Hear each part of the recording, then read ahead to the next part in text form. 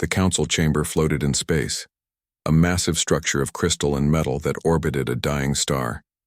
Inside, representatives from 12 different alien races sat in their designated seats. The room was circular, with each delegate positioned around a central platform where speakers would stand.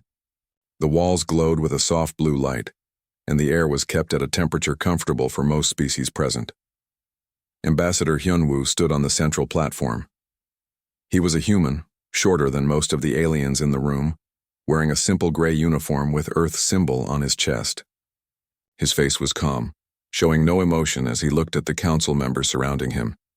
He had been speaking for 10 minutes, but he could see that no one was really listening. "The Void Swarm is coming," Hyunwoo said clearly. His voice echoed in the large chamber. "Humanity has fought them before. We know what they are capable of. They consume everything in their path. Planets, ships, entire civilizations. They do not negotiate. They do not stop. They only destroy." He pulled up a holographic display that showed star maps and battle records. Images of black organic ships appeared in the air. They looked like they were made of twisted bone and dark meat. Videos showed these ships tearing through defenses, overwhelming colonies, leaving nothing behind but empty worlds. "We are offering our help," Hyunwoo continued. "Humanity has weapons designed specifically to fight the swarm. We have soldiers trained for this enemy. We have experience. All we ask is that the Council allows us to establish defensive positions in the outer territories. We will protect everyone." Councillor Vethis was the first to respond. He was a Raylan, a species that looked like giant lizards standing on 2 legs. His scales were deep purple and his eyes were cold. He laughed, a harsh sound that made several other council members join in. "Protect us?" Vethis said mockingly. "The humans want to protect us? Your species has been part of this council for barely 50 years. You are children compared to us. The Raylan Empire has stood for 10,000 years. We do not need protection from infants." High Arbiter Kolmath spoke next. He was the leader of the council, a being that looked like floating energy contained in a vaguely humanoid shape. His voice was deep and filled with authority. "Ambassador Hyunwoo, the council appreciates your concern," Kolmath said, though his tone suggested he did not appreciate it at all. "However, we must be realistic. Human technology is primitive. Your weapons are crude. Your ships are slow. What makes you think you can handle a threat that you claim can destroy civilizations?" "Because we already have," Hyunwoo said quietly. 40 years ago, the Void Swarm attacked human space. We lost 3 colonies. 7 billion people died. But we learned. We adapted. We fought them for 6 years until they retreated. We are offering this experience to help you." Several council members whispered to each other. Councillor Nathara, who looked like a massive insect with delicate wings, clicked her mandibles together in what was clearly amusement. "You expect us to believe that humans defeated this great threat?" Nathara said. "If such a battle happened, why did you never report it to the council? Why do we have no records of this void swarm in our databases?"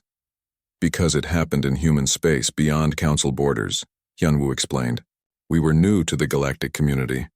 We handled our own problems, but now they are coming toward council space.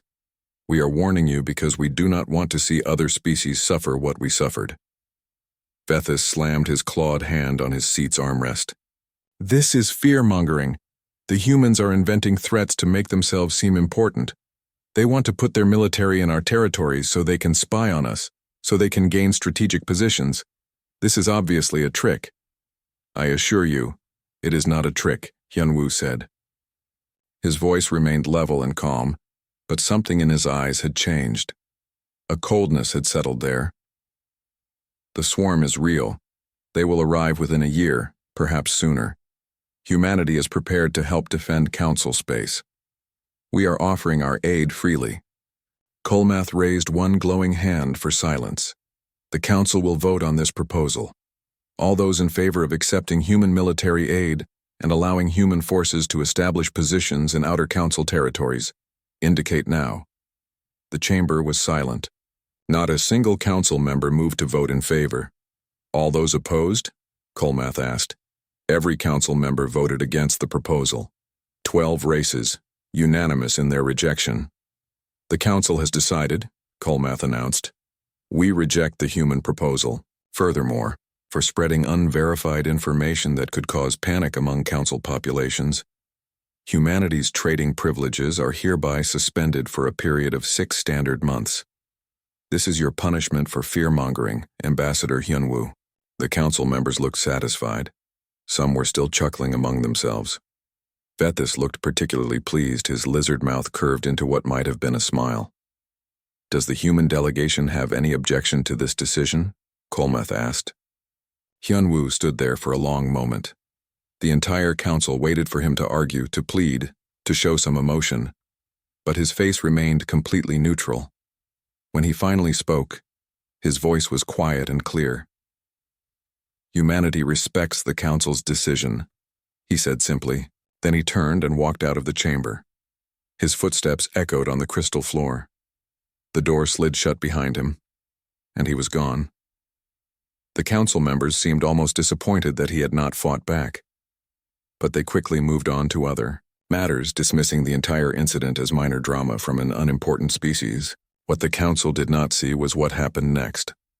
Within 3 hours of Hyunwoo's departure, messages went out to every human installation in Council space. Embassies began packing up. Trade delegations started closing their offices. Merchants in Council markets began selling off their goods at reduced prices, trying to empty their inventories quickly. Captain G1 commanded the human military garrison on the outer colony of Hexos 7. It was a small base, only 200 soldiers, but they had been helping protect the colony from pirates and raiders. When she received her orders, she read them twice to make sure she understood correctly. "All personnel are to evacuate Council space immediately. Take all equipment. Leave nothing behind. No explanations are to be given." Jiwan called her officers together. "We're leaving," she told them. "Pack everything. We depart in 12 hours. The Ralan commander of Hexos 7, a military officer named Grexus, came to see her before she left. He seemed confused and slightly worried. "Captain Jiwan, what is happening? Why is your garrison leaving? We have a defense agreement. Your soldiers are supposed to be here for another 3 years. Jiwan looked at him with an expression that gave nothing away. "You didn't want our help," she said simply. "What? I do not understand. I have made no complaints about your forces." "The Council has made their position clear," Jiwan replied. "Humanity is no longer welcome to provide military assistance. We are respecting their wishes. But the pirates, the raiders, who will help defend the outer colonies?" Jiwan shrugged. "That is not humanity's problem anymore. Perhaps the Council will send their own forces. Perhaps they will not. Either way, we are leaving." She turned away and continued overseeing the evacuation. Grexus stood there, watching in confusion as human soldiers loaded equipment onto transport ships. The same scene played out across Council space. Every human presence began disappearing. Scientists working on joint research projects packed up their labs. Teachers in cultural exchange programs boarded ships heading home. Even human civilians who had been living in Council space for years began the journey back to human territory. It took 3 standard weeks, 21 days. In that time, every single human left Council space, not one remained. And when the last human ship crossed the border into human territory, something strange happened. The border itself went dark. All communication channels closed. Trade routes that had been open for 50 years suddenly showed as restricted. Automated messages bounced back any attempts at contact. The message was always the same. "This border is closed. Humanity is no longer accepting contact from Council space. Please respect our territory." The Council noticed, of course, but they were not worried. They thought the humans were throwing a tantrum. They believed that after a few months the humans would come back, apologizing and begging to be let back into the galactic community. They were very, very wrong. 6 months passed quietly. The Council continued their business as usual, though some members occasionally mentioned the absence of human trade. Luxury goods that had come from Earth were no longer available. Medical supplies that human companies had provided were running low. But the Council was confident that these were minor inconveniences. They had survived for thousands of years before humans arrived. They would survive now, Then the Void Swarm arrived. It happened exactly as Hyunwoo had predicted. The first detection came from long-range sensors on the outer rim of Council space. A massive fleet of organic ships moving together like a swarm of insects. They were heading straight for the colony world of Thraxis Prime. Thraxis Prime was a Raylan world, home to 4 billion people. It was an agricultural planet, covered in vast farms that fed dozens of other worlds. The planet had minimal defenses, just a small orbital station and a few patrol ships. It had never needed more. The outer rim was considered safe. The warning came too late. By the time the Council received word of the approaching swarm, the alien ships were already entering Thraxis Prime's atmosphere. The colony sent out desperate calls for help, broadcasting on all frequencies. This is Thraxis Prime. We are under attack. Unknown hostile forces are. The transmission cut off. Satellites orbiting the planet showed what happened next. The Void Swarm ships descended like a plague. They were not interested in conquest or negotiation. They simply consumed. Within 6 hours, every living thing on Thraxis Prime was gone. The farms were stripped bare. The cities were empty. The 4 billion people had simply vanished. Absorbed by the swarm, the council chamber, which had been so dismissive 6 months ago, was now filled with panic. High Arbiter Kolmath's glowing form flickered with agitation. This cannot be happening. Our intelligence showed no threats in that sector. Counselor Vethis was standing now, his purple scales darker with stress. We must respond immediately. Send the defense fleet. Destroy these creatures before they reach another world. The other council members shouted their agreement. Messages went out across council space. The council defense fleet, pride of the galactic community, was mobilized for war. Ships gathered from all 12 member species. Battlecruisers, carriers, destroyers, fighters, 12,000 vessels in total. It was the largest military force the council had assembled in 300 years. Fleet Commander Draxus, a veteran officer from the Korthi species, led the fleet. He was confident. The Korthi had been warriors for 5,000 years. Their military tactics were studied by every species in the galaxy. Draxus had fought in 7 major conflicts and never lost. The fleet intercepted the Void Swarm at the Korvath Belt, an asteroid field between Thraxis Prime and the next inhabited system. Draxus planned to use the asteroids for cover while his ships surrounded and destroyed the enemy. The battle began with long-range bombardment. Council ships fired plasma cannons, railguns, and missile batteries. Thousands of weapons struck the Void Swarm ships. Explosions lit up space like small suns.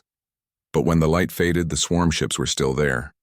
The organic hulls had absorbed most of the damage. Some ships showed wounds, but they were already healing, flesh and bone growing back in real time.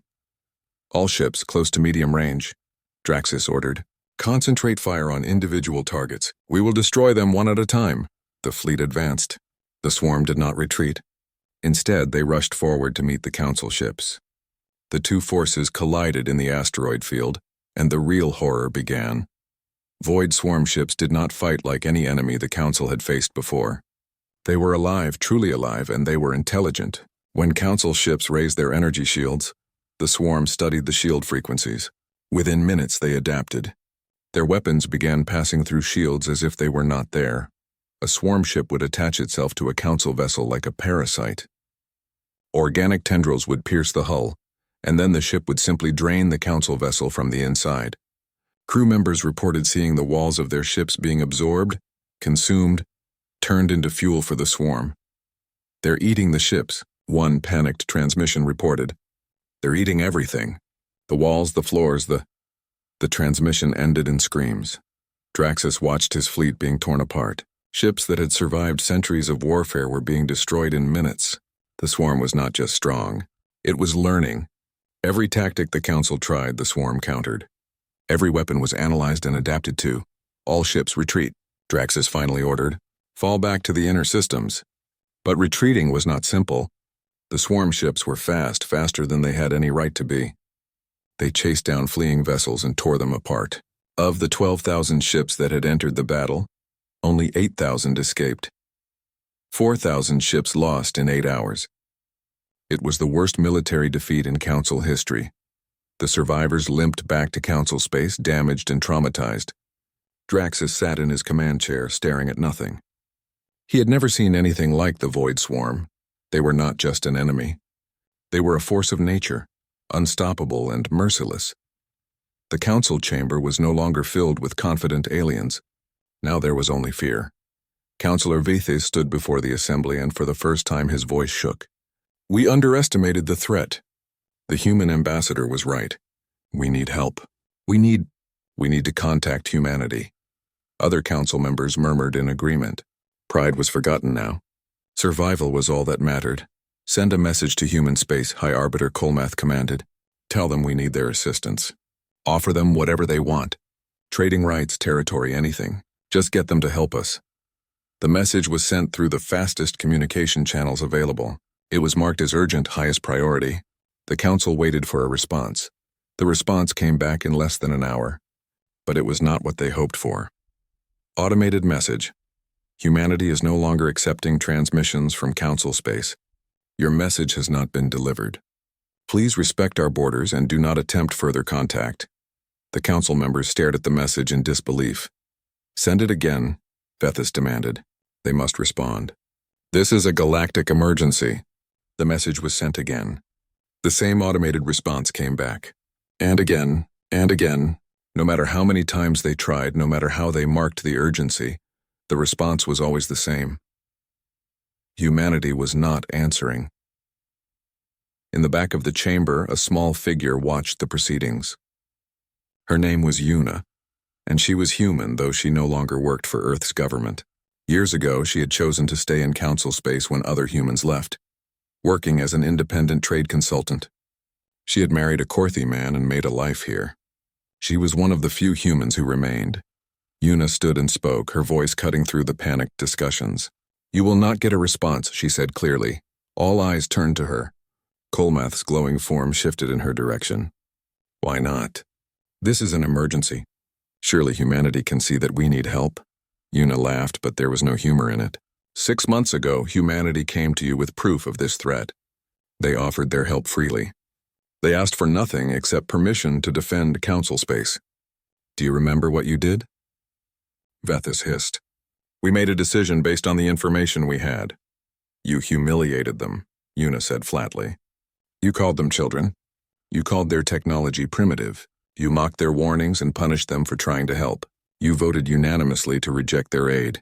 And now that you are facing the exact threat they warned you about, you expect them to come running to save you? But people are dying. Narration clicked urgently. Does humanity not care about that? Yuna walked slowly toward the center platform, her footsteps echoing in the silent chamber. Humanity does care. That is why they warned you. That is why they offered to help before the swarm arrived. But you made your choice. You told them you did not need their help. You told them to leave. And they did exactly what you asked.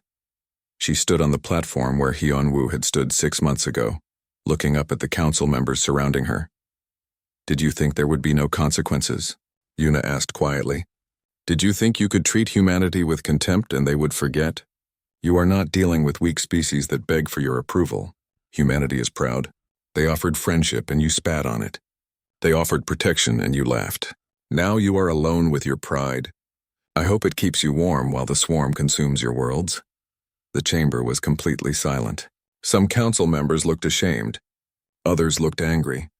But all of them knew she was right. Kolmath finally spoke. What can we do? How do we make humanity listen? Yuna shook her head. I do not know.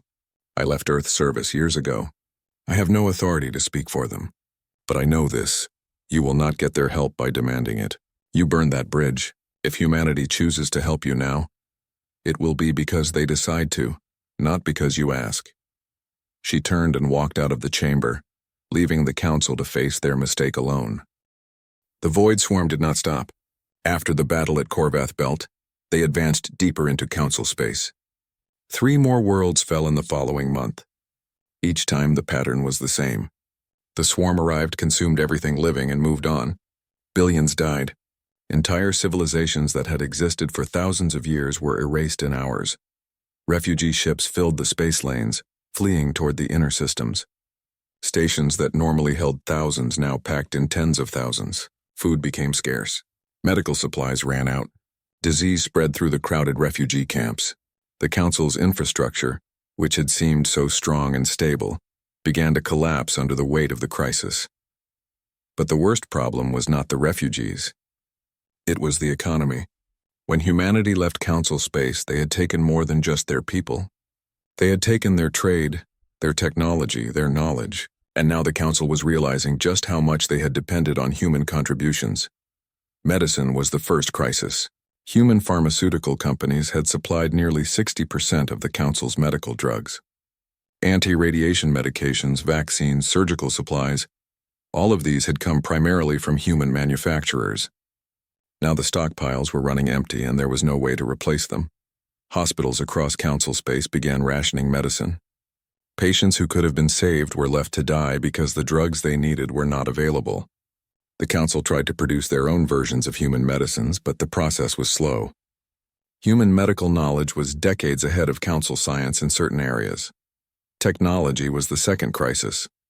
Human engineers had been responsible for maintaining much of the council's infrastructure. Communication networks, power grids, transportation systems. Humans had quietly worked on all of these for the past 50 years, making improvements and fixing problems. Now those engineers were gone and things were breaking down. Power outages became common. Communication channels were unreliable. Ships broke down in space because replacement parts were not available. The council had taken all of this for granted, never realizing how much humanity had been holding their civilization together. The economic collapse was the third crisis. Human trade had been worth trillions of credits annually. Human companies had invested in council businesses. Human consumers had bought council goods. Human innovation had driven entire industries. All of that was gone now. Banks failed. Businesses closed. Unemployment skyrocketed. The council had thought they were the advanced ones, the civilized ones. But now they were discovering an uncomfortable truth. Humanity had become essential to the galactic economy. And without them, everything was falling apart. And still the void swarm advanced. Councillor Vethis stood in the ruined remains of his personal estate on Raylan Prime, the homeworld of his species. Evacuation orders had been issued. The swarm would reach Raylan Prime within 2 weeks. The entire planet, home to 20 billion people, was being evacuated. It was not going well. There were not enough ships, not enough resources. Maybe 10 billion would escape. The rest would die. Vethis looked up at the sky. He had lived for 300 years. He had seen the rise and fall of empires. He had been so confident 6 months ago, so sure that the council knew best. Now his world was ending, and he had no one to blame but himself and his fellow councillors. A message alert chimed on his personal communicator. He almost ignored it. There were thousands of messages these days, all desperate pleas for help.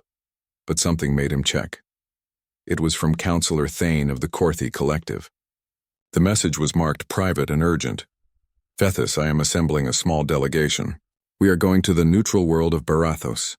There is a human there, Ambassador Minho. He may be our last chance. Will you come? Vethis stared at the message for a long time.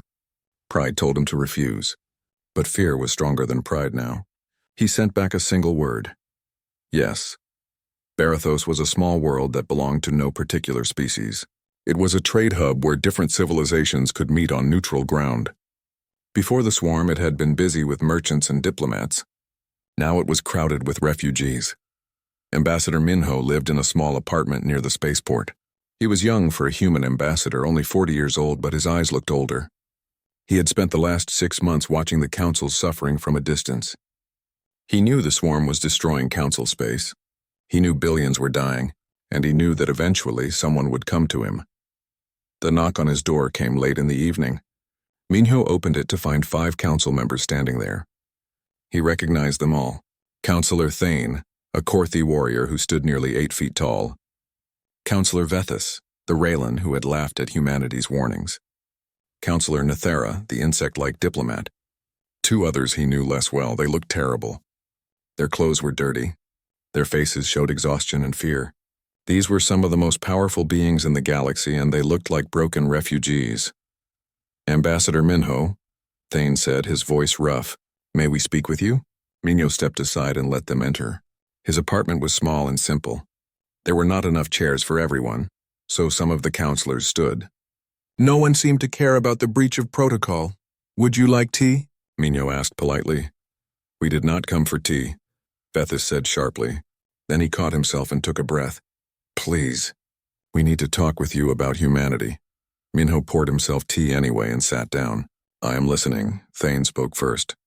He was clearly the leader of this group. Ambassador, we have made mistakes. Terrible mistakes. We did not listen when humanity warned us about the Void Swarm. We rejected your help. We were arrogant and foolish. And now our people are dying. I am aware, Minho said quietly, sipping his tea. We have tried to contact human leadership. Nathara clicked. All our messages are rejected. We cannot even reach anyone to speak with. You are the only human representative still accessible to us. Please, you must help us contact your government. We need humanity's help. Minho set down his teacup. What exactly would you like me to do? Tell them we are sorry, Vethis said. His voice cracked slightly. Tell them we were wrong.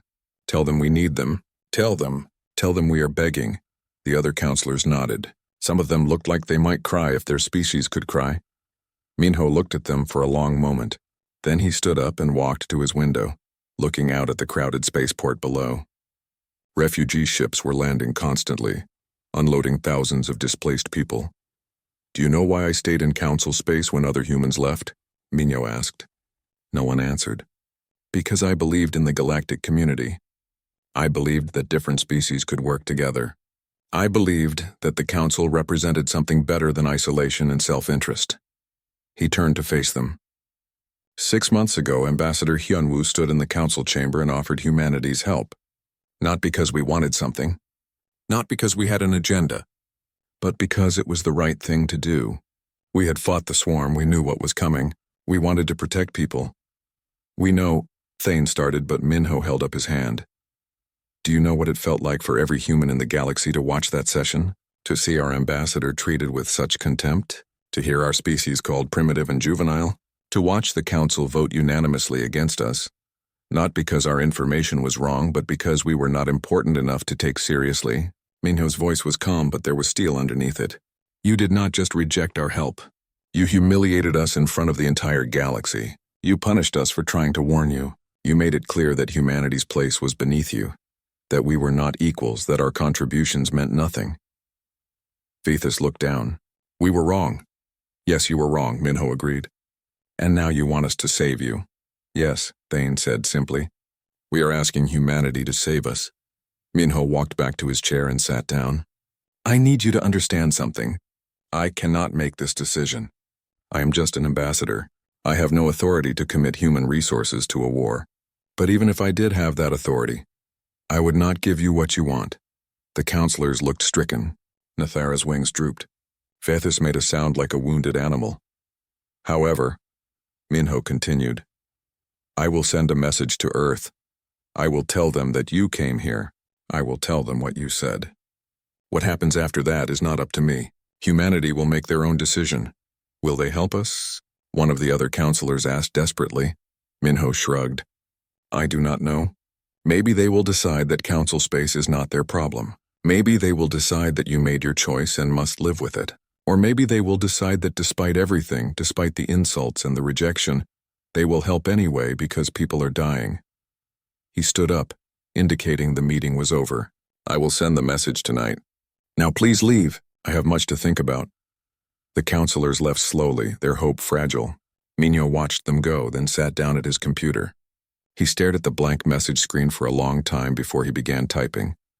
To the Human Council on Earth. From Ambassador Minho, on Barathos. Subject: Request from Galactic Council for military intervention against Void Swarm threat. His fingers paused on the keyboard. Then he continued typing, carefully choosing each word. This message might determine the fate of billions. He wanted to get it right. When he finished, he read it over 3 times. Then he hit send. The message traveled through space at faster. The Void Swarm reached Raylan Prime on a Tuesday morning. The evacuation was still ongoing when the first swarm ships appeared in orbit. 10 billion people had made it off-world. 10 billion had not. Counselor Vethis was not among those who escaped. He had chosen to stay in the council chamber on Raylan Prime, watching through the planetary defense network as his homeworld died. He felt he owed his people that much, to witness their end since his arrogance had caused it. The swarm descended like a black rain, Their organic ships spread across the planet's surface and the feeding began. Vethis watched the population counters dropping. 10 billion, 9 billion, 8 billion. The numbers fell faster and faster as the swarm consumed everything living. Communications were still working somehow. Vethis could hear the emergency broadcasts, the screams, the prayers. He could do nothing but watch and listen. By evening, Raylan Prime was silent. 20 billion people had lived there that morning. Now it was an empty rock. Vethis sat in his chair, waiting for the swarm to reach the council chamber. He had sent away his guards, his staff, everyone. He wanted to be alone for this. He thought about his 300 years of life. All the things he had been proud of seemed so small now. But the swarm did not come for him. The ships lifted from the planet and moved on to the next target. They were not interested in empty buildings. Only in life. Only in food. Vethis was left alone in the council chamber on a dead world. He laughed, and then he cried, and then he just sat in silence, staring at nothing. The fall of Raylan Prime broke something in the Galactic Council. It was not just another world lost. It was the homeworld of one of the founding species. If Raylan Prime could fall, nowhere was safe. The council fractured. Some species began making separate peace plans, trying to negotiate with the swarm. It did not work. The swarm did not negotiate. Some species blamed humanity, claiming they had somehow created the swarm or were controlling it to punish the council. These conspiracy theories spread quickly among frightened populations. Other species blamed each other. Old grudges resurfaced. The Korthi accused the Raylans of bringing this disaster through their arrogance. The Raylans accused the Korthi of military incompetence for losing the battle at Korvath Belt. 3 species actually withdrew from the council entirely, declaring that they would handle the crisis on their own. They lasted less than a week before the swarm consumed their territories. High Arbiter Kolmath tried to hold the council together, but even his authority was crumbling. He called emergency sessions that council members refused to attend. He issued orders that no one followed. The galactic government that had stood for 10,000 years was dying, not from external conquest but from internal collapse. In his private chambers, Kolmath faced the reality of failure. He had been High Arbiter for 200 years. He had guided the council through wars, economic crises, diplomatic disasters. He had always found solutions. But not this time. He recorded a final message. It was not for the council. It was for humanity. This transmission is directed to human territory, Kolmath's voice said. He sounded tired, so very tired. I am High Arbiter Kolmath, though I doubt that title means much anymore. The council is broken. Our worlds are dying. We are facing extinction. He paused, gathering his thoughts. 6 months ago, Ambassador Hyunwoo stood in our chamber and warned us. He offered help. We responded with contempt. We called your species children. We called your warnings fear-mongering. We voted to reject your aid and punish you for offering it. His glowing form flickered. We were fools. No, I was a fool. I led the vote against you. I encouraged the other counselors to dismiss your warnings. This disaster is my responsibility. The billions who have died, they died because of my arrogance. Kolmath's voice grew stronger. I am not asking for your help. I have no right to ask anything of humanity. But I want you to know something. I want you to know that we understand now what we threw away. You offered us friendship and we gave you contempt. You offered us protection and we mocked your strength. You tried to save us and we punished you for it. He looked directly into the camera recording him. If there are humans watching this, if anyone in human territory can hear me, know this, you were right. About everything. The swarm, the threat, the need for cooperation. You were right and we were wrong. We do not deserve your help. We deserve exactly what is happening to us. This is justice, the transmission ended. Kolmath sent it toward human space, knowing it would probably be rejected like all the others. But he needed to say it. He needed someone to know that he understood. On Earth, in the city of Geneva, the Human Council gathered in their assembly hall. It was an old building, preserved from centuries ago with high ceilings and wooden floors. 50 representatives sat in a circle, each one speaking for a different human colony or territory. Chancellor Yoonji stood at the center. She was 60 years old with gray hair and sharp eyes. She had been a soldier before becoming a politician. She had fought in the war against the Void Swarm 40 years ago. She still had scars from that conflict. The message from High Arbiter Kolmath has been received, she announced. You have all seen it. Now we must decide. Do we intervene in council space or do we let them handle their own problems? The debate had been going on for 3 days. The council was deeply divided. General Taiyong, the head of Human Defense Forces, spoke first. We cannot intervene. We warned them. We offered help. They rejected us. If we save them now, we teach them that there are no consequences for their actions. They will never respect us. They will always see us as servants who come running when called. Several representatives nodded in agreement. But billions are dying, said Representative Deho from the Mars colony. Can we really sit here and do nothing while entire civilizations are wiped out? What does that say about us? It says we respect their choice, General Taeyong replied. They chose to reject our help. That was their right. Now they must face the consequences. Chancellor Yunji listened to both sides. She had not yet revealed her own opinion. She wanted to hear all arguments before making a decision. Dr. Soman, the chief medical officer, stood up. She was younger than most of the representatives, only 35, but she had a reputation for wisdom. I want to tell you all a story, she said quietly. The assembly fell silent. Soman rarely spoke during debates, so when she did, people listened. When I was in medical school, I had a professor who told us something I have never forgotten. He said that doctors do not get to choose their patients. We do not get to decide who deserves treatment and who does not. When someone is dying, we help them. It does not matter if they are good people or bad people. It does not matter if they cause their own illness. Our job is to heal. She looked around the circle at her fellow representatives. Yes, the council treated us badly. Yes, they rejected our help. Yes, they were arrogant and foolish. But they are still people.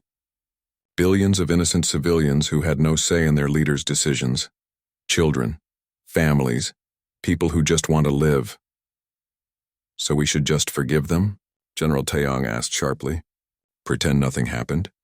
No, Soman said firmly. We should help them because we are better than they are. Because we do not let pride kill us. Because when someone is drowning, you pull them out of the water. You do not stand on the shore and remind them that they should have learned to swim. She sat down.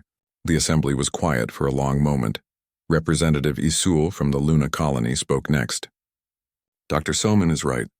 But General Taeyong is also right. We need to find a balance. If we help the council, it must be on our terms. No more being treated as junior partners. No more being dismissed and humiliated. We help them, but the relationship changes. Forever.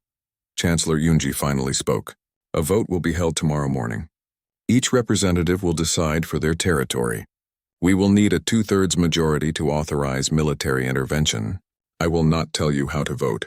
Search your conscience. Think about what humanity should be, then decide. That night, representatives argued in small groups. Messages flew between Earth and the colonies.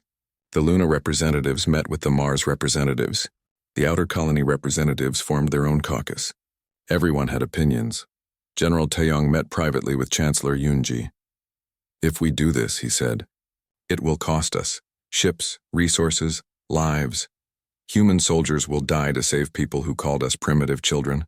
Are you prepared for that? Are you prepared to live with the alternative? Yunji asked. To explain to our grandchildren that we let billions die because our feelings were hurt? Taeyong was silent for a long time. I fought the Void Swarm 40 years ago, he said finally. I lost friends. I saw what they do to people. I do not want anyone else to go through that. But I also do not want humanity to be the galaxy's rescue service, always saving species that look down on us. Then we make sure the terms are clear, Yunji said. We help them survive, but the council as it existed is dead. If humanity intervenes, we do so as equals. Not as junior members, not as servants, as equals.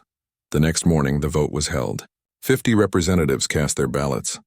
The count was close, very close. 34 voted to intervene. 16 voted against, 2/3 majority achieved, by a margin of 1 vote. Chancellor. The Human Defense Fleet assembled at the edge of human territory, along the border with Council space. It was the largest military force humanity had ever gathered in one place. 5,000 warships ranging from small destroyers to massive dreadnoughts. But it was not just the number of ships that was shocking. It was what the Council had never known existed. For 40 years since the first Void Swarm War, humanity had been preparing. While the Council dismissed them as primitive, Humans had been building weapons specifically designed to fight the swarm. While the Council mocked human technology, human scientists had been developing new defenses, new strategies, new ships. Admiral Hijin commanded the fleet from her flagship, the Indomitable Will. She was 58 years old, a veteran of the First Swarm War. She had been a lieutenant back then, serving under officers who had not survived. She had promised herself that if the swarm ever returned, humanity would be ready. Now she was keeping that promise. "All ships report ready, Admiral," her tactical officer reported. "Open a channel to the fleet," Hyojin ordered. 5,000 ships waited for her words. 5,000 crews. Hundreds of thousands of men and women who had volunteered for this mission. They all knew the risks. They all knew they might not come back, but they had all chosen to go anyway. "This is Admiral Hijin to all ships. In a few minutes we will cross the border into Council space. Some of you are angry about this mission. You remember how the Council treated us. You think we should leave them to their fate. I understand those feelings. I share them." She paused, looking at the star map showing the devastation in Council space. "But we are not doing this for the Council. We are doing this for the civilians who are dying, for the children who did not choose to have arrogant leaders, for the innocent people who just want to survive. And we are doing this to prove something, that humanity is better than those who insulted us." Her voice grew harder. "The Council called us primitive. They called us children. Today we will show them what human children can do. We will face an enemy that destroyed 4,000 Council ships in 8 hours. We will fight a threat that has consumed dozens of worlds, and we will win. Not because we are stronger than the Council, but because we learned from the swarm. We adapted. We prepared. That is what humanity does. We survive, we learn, and we come back stronger." She raised her hand. "All ships jump into Council space. Destination, Valithra system. Let us end this war." 5,000 ships vanished in flashes of light, crossing the border that had been closed for 6 months. They emerged in Council space like an avenging army, and the galaxy watched in shock. The Void Swarm had reached the Valithra system, the heart of Council space. The crystalline Council chamber itself orbited the neutron star there. The swarm surrounded the structure, preparing to consume it. The last remnants of the Council defense fleet tried desperately to protect it, but they were massively outnumbered. High Arbiter Kolmath stood in the chamber, watching the battle through the viewport. He had refused to evacuate. If this was the end of the Council, he would face it here, in the place where the Council had made so many decisions, including the decision that had doomed them. "High Arbiter," a communications officer called out. "You need to see this." A holographic display appeared showing the sensor readings. Kolmath stared at it in disbelief.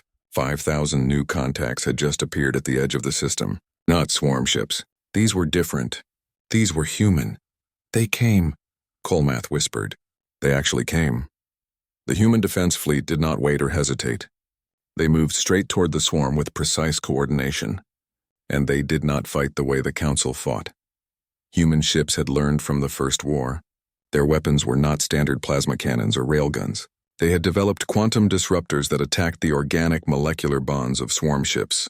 They had resonance cannons that could detect and exploit weaknesses in swarm neural networks. They had nanite torpedoes that infected swarm vessels from the inside, breaking them down at the cellular level.